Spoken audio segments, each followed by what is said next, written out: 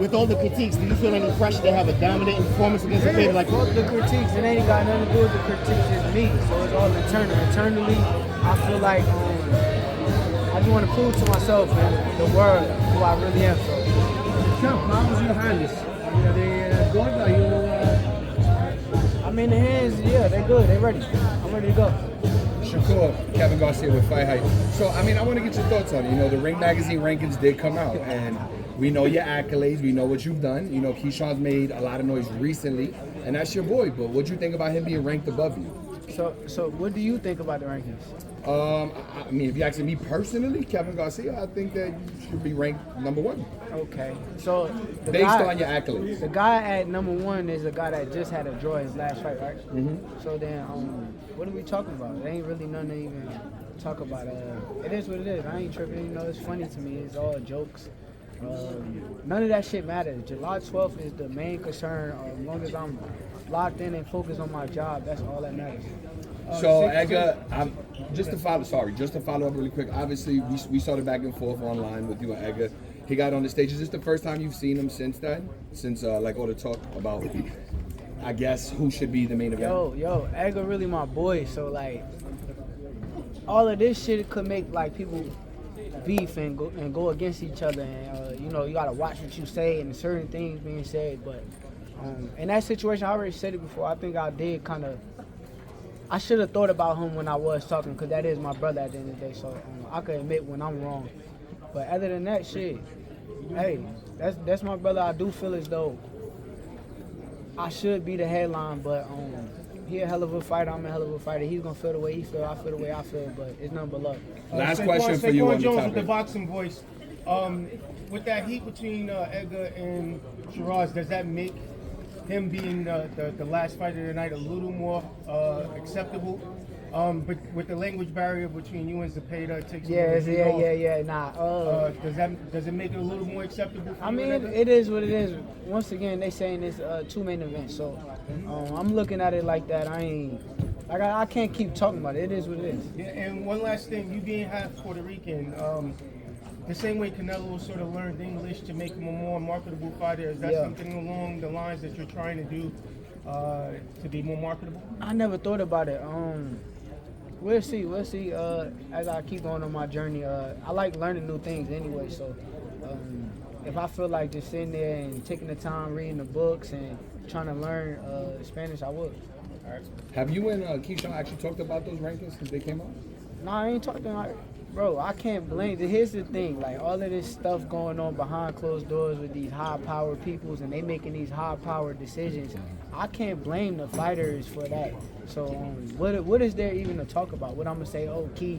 Oh, I'm sure. Like, there's nothing to talk about. That's my brother at the end of the day. I'm proud of him. I'm happy to where he's at, cause I done seen where he came from. So, truthfully, I'm not caught up in that shit. That shit is what it is. But y'all know, like I know what it is.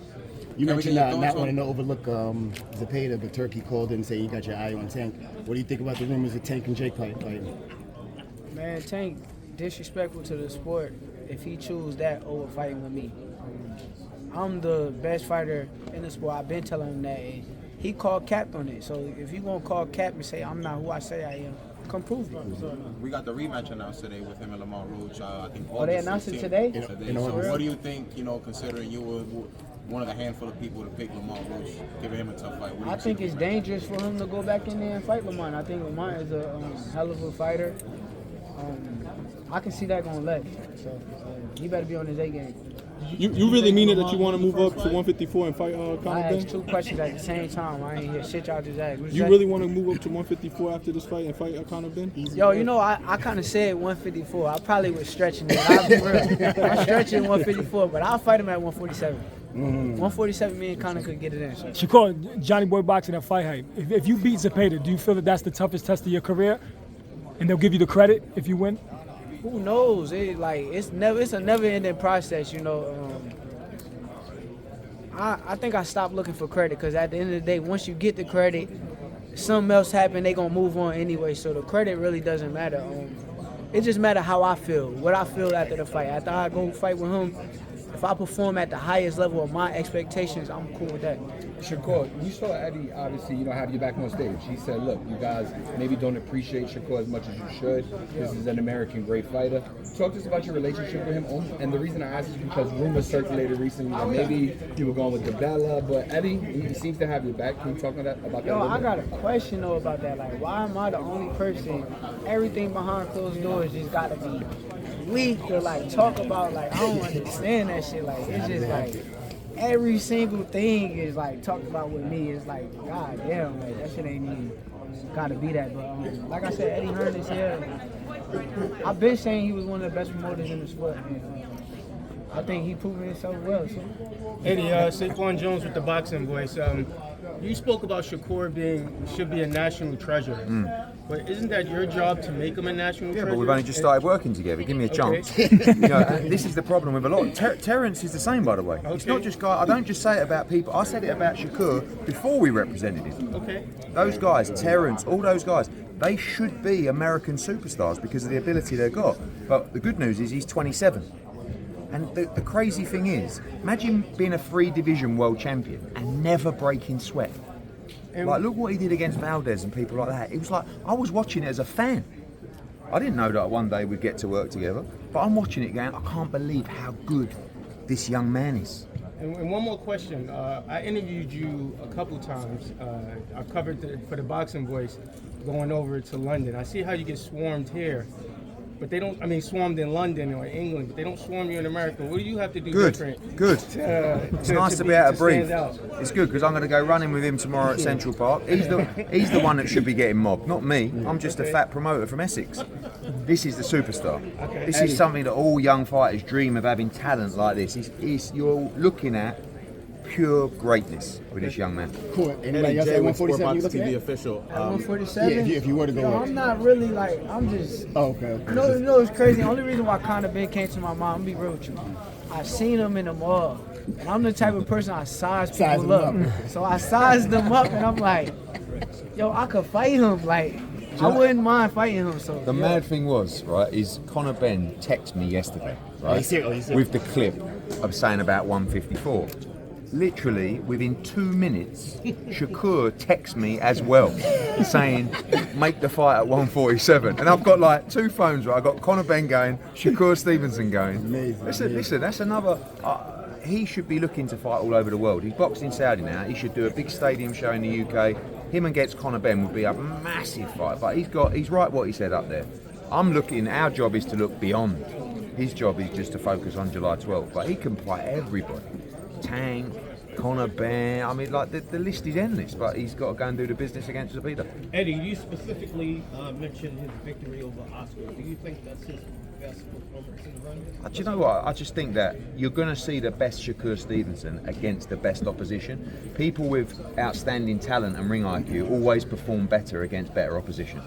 And that's what Zapata's going to bring. He's a good fighter. It's not an easy fight. And that's where you'll see the best of him. But I remember watching the Valdez fight because at the time, I was thinking, I think he might get beat. And I just watched it. I couldn't believe what I was watching. It was like, respect to Oscar, it was like a mismatch. And I was just thinking, I don't think anyone can beat him. And I still feel that way now. I don't think anybody can beat him, Tank included, anybody at 135. And, that's why. And also, I've never met anyone with a work ethic like Shakur Stevenson. He is, we could say in the UK, a boxing pervert. Right, he lives in the gym. I can't. Is that a pervert? Pervert. Boxing pervert. No, make sure you had boxing at the front. Okay. Sorry. Okay. But say no, Diddy. Seriously, I did it. Yeah. Pause or whatever you say. Right? But what I'm saying is, honestly, you never have to worry about him.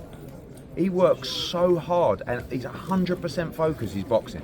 He's boxing crazy. And he knows this is a real fight. And that's why he'll go into camp and he'll just give it that little bit more. How do you see the Bud Canelo fight playing out?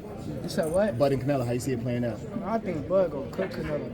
I think he's gonna cook him. I think, Canelo a hell of a fighter. But I think Bud just got all the tools to beat him. Yeah. You don't think the weight difference is going to be too big of an advantage? I think y'all make that something, in certain fights, Boxing yeah. makes it something. Like if this was like a Benavidez, he's actually a lot bigger than Bud, so that would like apply. But I feel like with Canelo, he's like physically kind of big, but like height wise, he's kind of small. So I don't think so. No. Cool. That's good. The season is stopped. Brandon and Boozy think that Blood actually might stop. Me and Bozy talked about that. That's crazy. Me and him got on the phone and talked about it. But I think that's possible. Like I'm not saying that it's going to happen, but I think it's a possibility if Canelo gets to acting out of line and not understanding that Blood can crack too. So.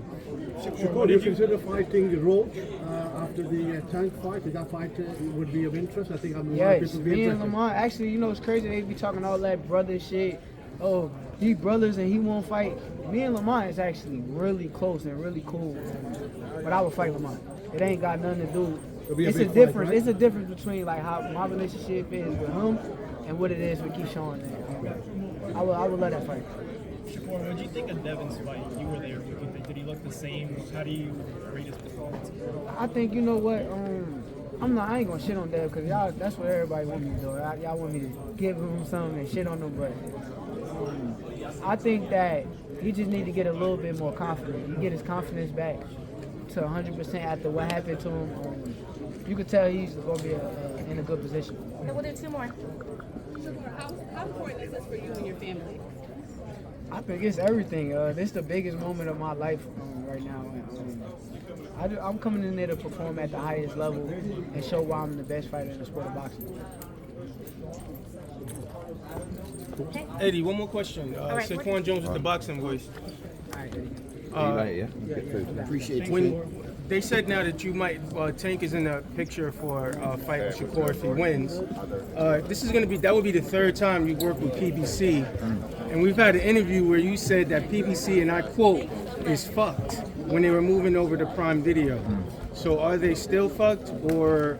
I think they're a lot more fucked than they were. Even though it should be potentially the third biggest fight. I mean, fuck, I can't remember. You must have got me on a bad day. Yeah. But I think. Oh, it was right over there with Yeah, Devin Haney and I think Garcia's first fight. that obviously when they left Fox, they left Showtime left. They're in a very difficult position. When you don't have a broadcast deal, it's not easy. Okay. Right, and Top Rank are in a similar position, right? I'm Yeah, a bit more friendly these days, so I won't say fucked. Okay. I'll say difficult position. All right. Right, So are they still in fucked. that position, even though this is going to be the third fight that you potentially work with them, even with what's No, Tank and I Shakur? think that in boxing, I think there's a lot of bridges that are being mended. Okay. And I feel like for a long time, myself and PBC, and myself and Golden Boy and Oscar, were like this. And listen, it's an emotional game, you know. I mean, Edgar Belanga's down there, you know. I feel like I've done a great job for him. Okay. Right. But also, when you look at it, I think that I'm doing more and more business with PBC, and my relationship with Louis de Cubas is really helping that. So much so that Callum Smith against Benavidez is a fight that we're openly negotiating now. Coelho, if he wins on this card, fight Dalton Smith. Magasau against Hernandez. So many different fights. So, look, and again with Golden Boy as well. So, you know, I think times have changed, and I'm enjoying having better relationships with people. Maybe it's my age, just calming down a little bit, you know?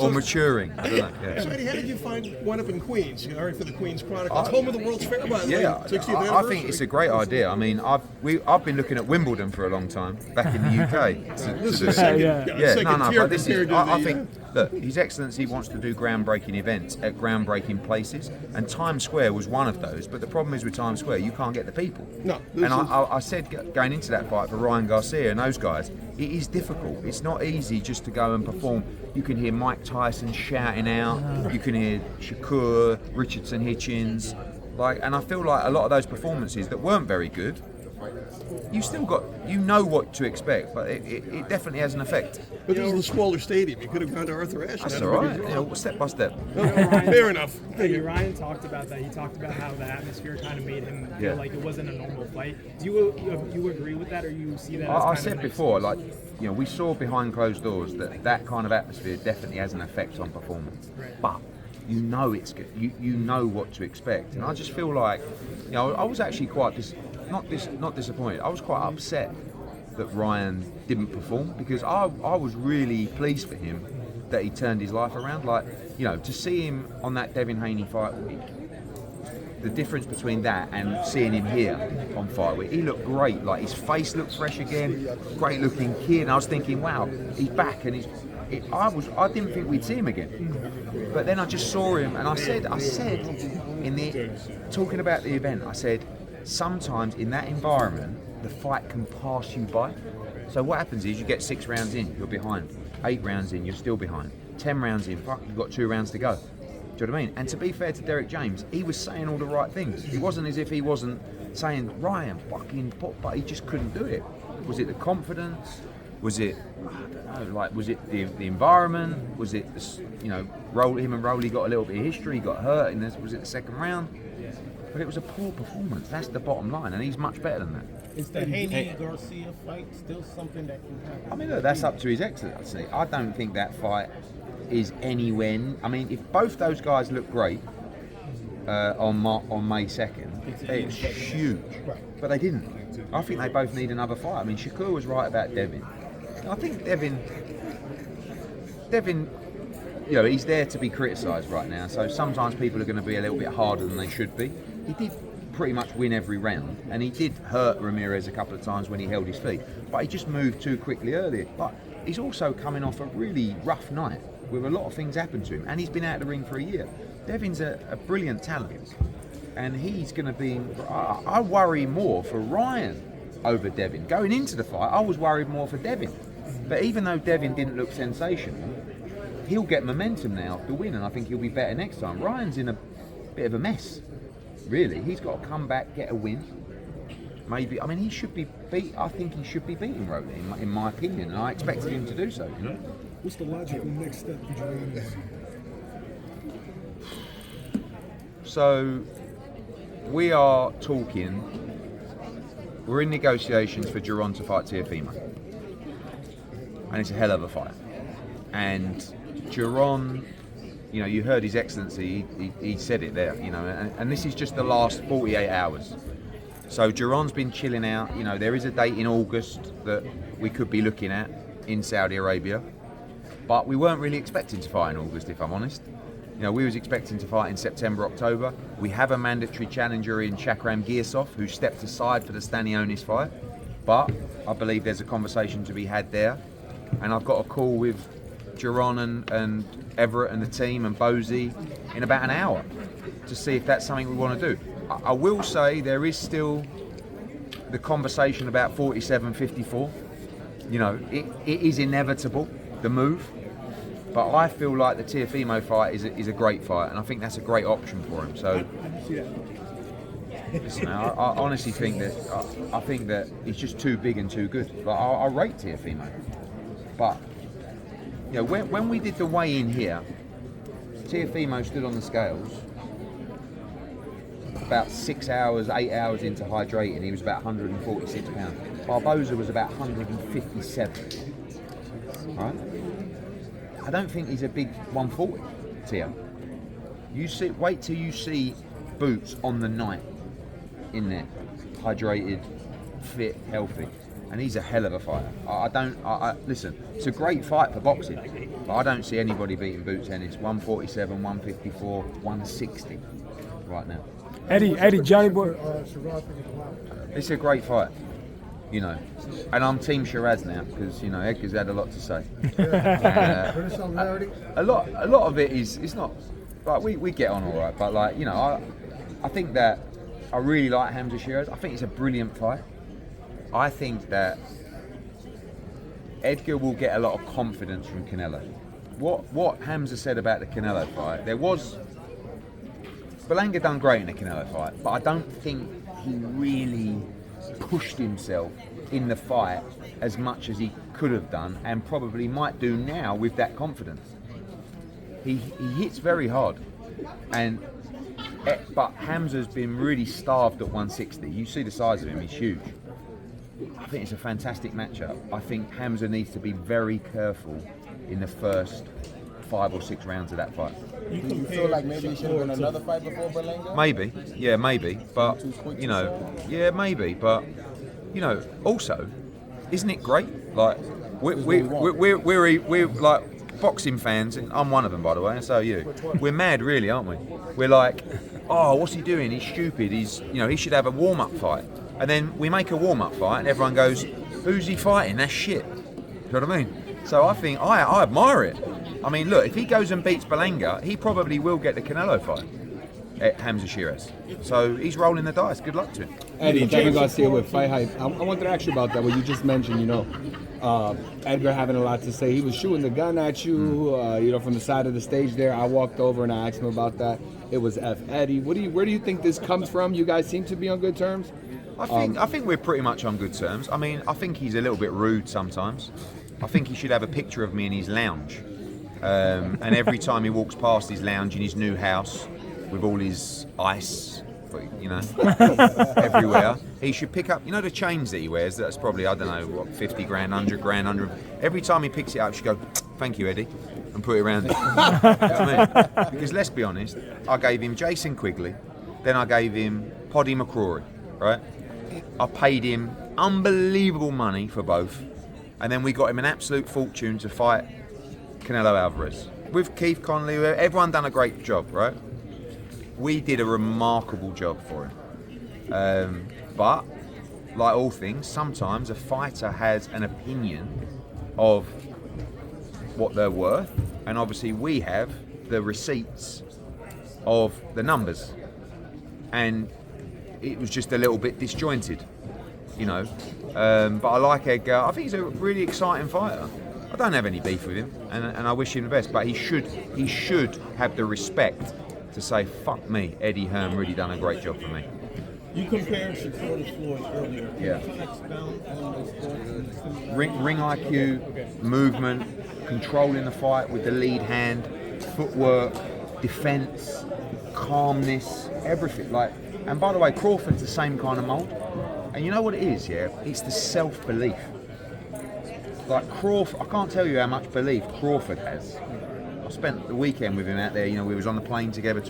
He has no doubt in his mind that he beats Canelo, and he does it easy, right? And Shakur has so much self-belief, zero doubt. And it's not like a complacency either. It's just like, I know exactly what they're going to do, and I know exactly what I'm going to do, and they can't beat me. And I think, but Shakur, people talk about, Shakur's negative, Shakur's, it's not really. You wait till you see him in a fight like this, because you can't box just off the back foot against Taylor and just let him walk you down. But, look at Boots as well, same age.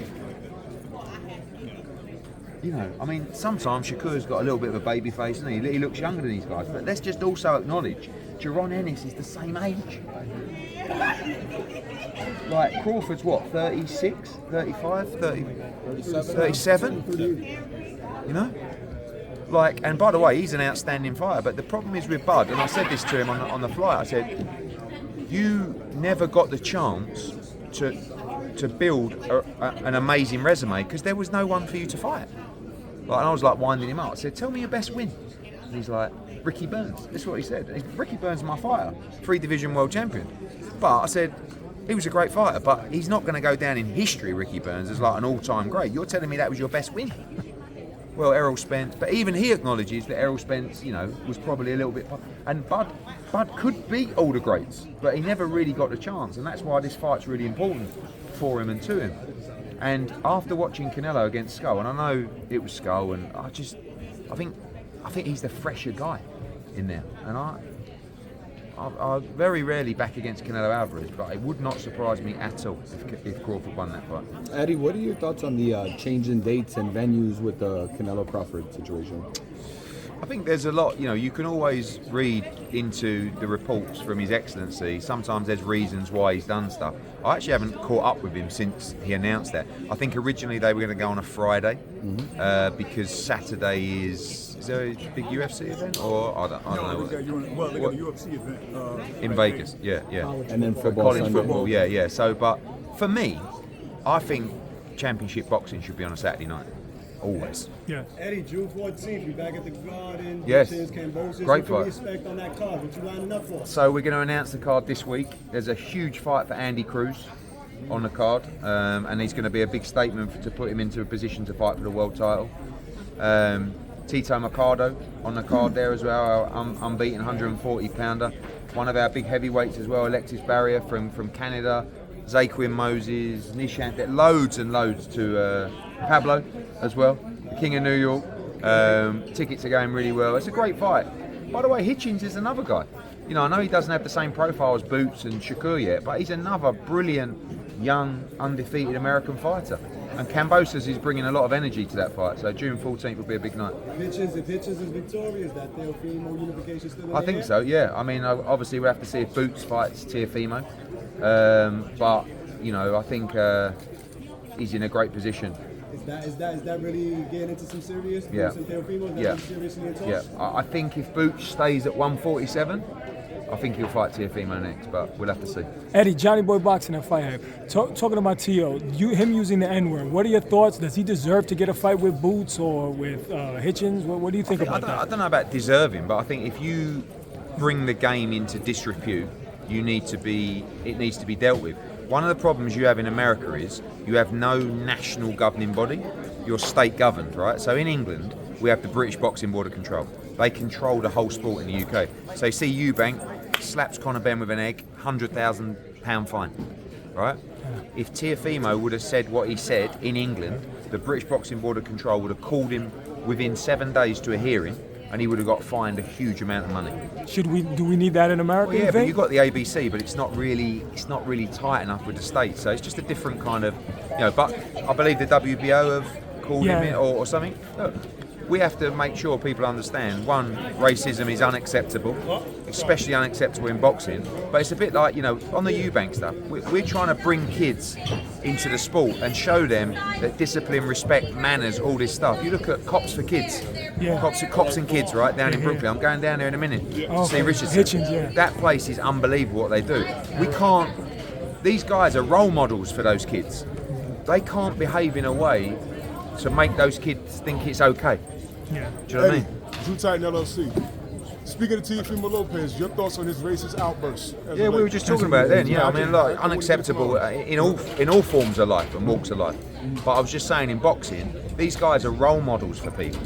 So we got to make an example. And I don't know why he keeps doing it. Do you know what I mean? Like, he did it once with Crawford, and it's like, I couldn't believe. And I'm like, whoa. Like, I don't represent him, but if I did, I would be saying to him, what the fuck are you doing? Stop. Like, listen, one, it's wrong.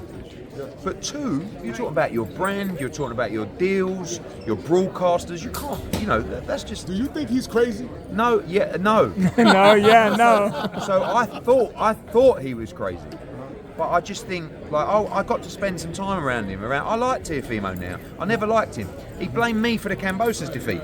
He was like, "Oh, it's Eddie Hearn's fault." I'm like, "Fucking hell! I didn't even have either fighter. I just won the purse bid, right?" Yeah. But when I spent a bit of time around him, actually, he plays up, and I think what he's trying to do is he's just trying to be controversial, but he's doing it in a terrible way, in a way that is unacceptable. I don't necessarily think he's racist. I don't necessarily think he means what he says, but this. You know, if you want to be a character, he's just being a sausage. Yeah, a sausage. Yeah, like. Real quick. Yeah.